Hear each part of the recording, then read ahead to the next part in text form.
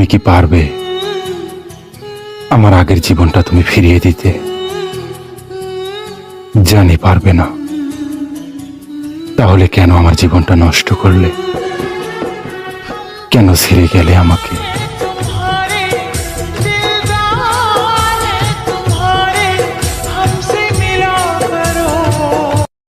আফসোস তো হবেই, তাই না? যে তোমাকে নিয়ে এত স্বপ্ন দেখেছিলাম, সে তোমাকেই আমি হারালাম।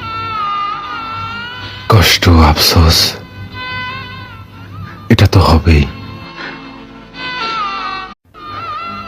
আপনার সুখের সময় আপনি আমাকে ভুলে গেলেন, কিন্তু আপনি ভুলে গিয়েছেন